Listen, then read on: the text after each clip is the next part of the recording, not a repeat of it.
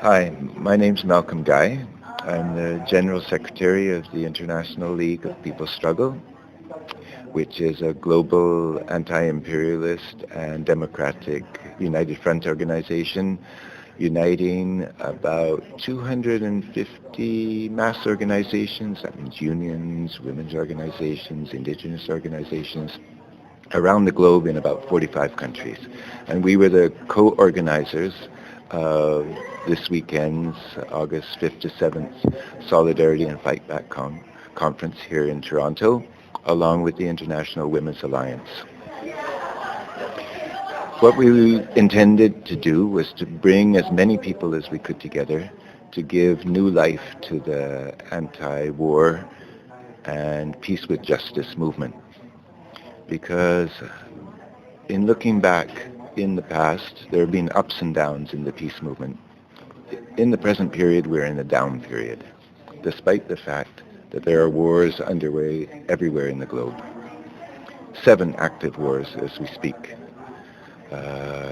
You can name them: Yemen, Iraq, Syria, Kurdistan, Libya, Pakistan. I'm sure I've forgotten something in there, but a number of them. Those are the wars where one country is involved in invading or bombing or killing in another country. Of course, there are many wars within countries, wars for resources, wars against the indigenous peoples, wars against migrants, wars against people of color. So we see all of those wars as being linked. So that's why we said, what's the link? It's in solidarity and fight back, building resistance to the US-led wars, militarism, and neo-fascism. So what we intended to do was to jumpstart the peace movement once again, because it's at a low phase, and to try to bring it up again. Make a small gesture. We realize that the 250 people we brought here is a small group of people, right? But still, it's 250 people who are multipliers, because all of these people who came to the conference are grassroots organizers in their own right. So they know 5 or 10 or 15 or 100 people back in their communities. So the numbers that were here will be multiplied when they go back. So they'll take the messages and the information that they heard here back with them, and they come from 120 organizations. Yesterday we had 21 countries. Maybe today we've got a little bit more. But so that was the aim. I think we've achieved the aim of doing that. We didn't want to just talk either. So yesterday we took our ideas out into the street on the anniversary of the bombing of the Japanese city of Hiroshima. August 6th is the anniversary of the bombing of Hiroshima. And in 2 days we'll also commemorate the bombing of Nagasaki. So I think we've achieved our aims here this weekend. A little aim of uniting people. And we came up with a declaration, which we're going to post on our ilps.info website. And there will be a website set up for that declaration, and people can comment on it. So that what we did is we put all the ideas that came together this weekend in our 3 days of discussion, speeches, workshops, cultural presentations, marches, etc. We condensed it all down to one page. And then what we're going to do is we're going to ask people to sign on to that declaration. And hopefully in that way we'll start building a real and a new large and anti-war and peace with justice movement. So I'm really pleased to be able to say that it was a success, and I really appreciate this chance to talk about what we did. And I was energized by this weekend, by the incredible energy that people brought here, by the ideas. My mind is just like packed full of information right now. I started off on Thursday with a small action in front of 2 military plants. Maybe that's the way I'll conclude, because sometimes people see wars as a long way away, right? But in fact, the wars start right here at home, whether it's the wars against our indigenous brothers and sisters on the reserves to take their water and trees and the other resources that are under their land.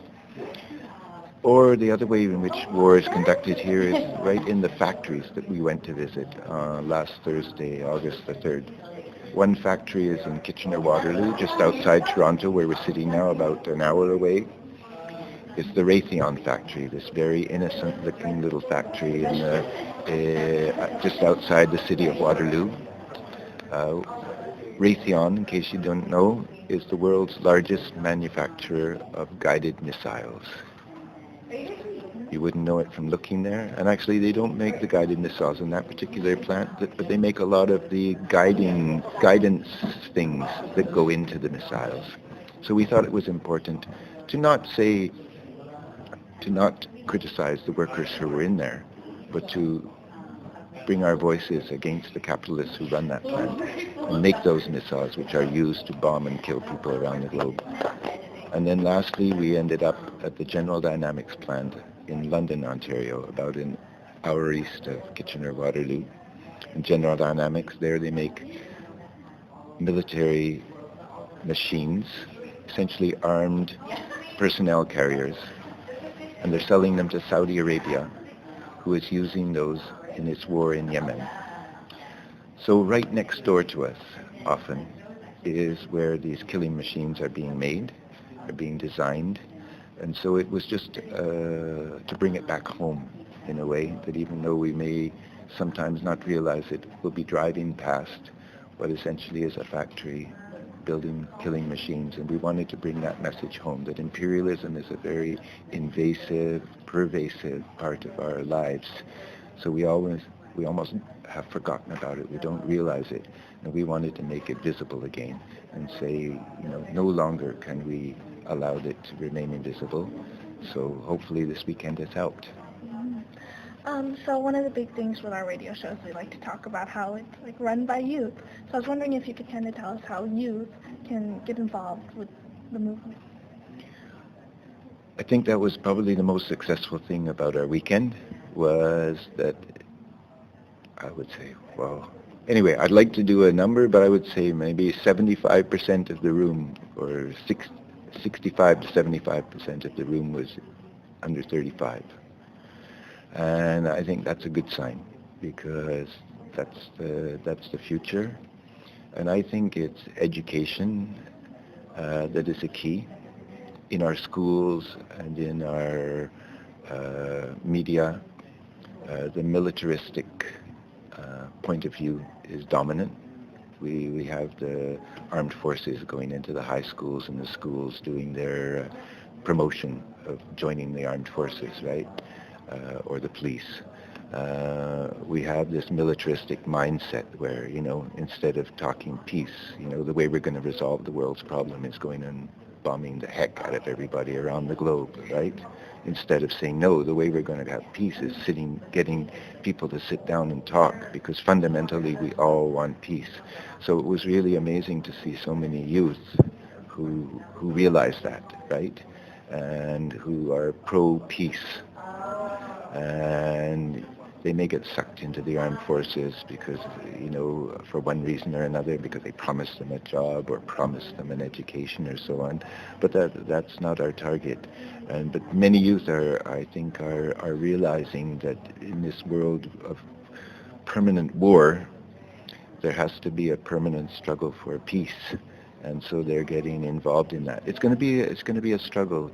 Our education, our pro-peace education against the pro-militaristic education that most people are receiving. And I would say even our Prime Minister, who's supposed to be a peace-loving person, but okayed the sending of military machinery to the Saudi Arabian regime, and was the first government that voted in favor of Israel, which has been known to attack the Palestinian people all through Palestine and Gaza. So I'm really encouraged by the youth that were here this weekend, by the enthusiasm that they show and the energy that they brought to the conference. And so I think we can build upon that. But it's not going to be simple. It's going to be a tough grind. because the imperialist propaganda machine is extremely difficult to counter.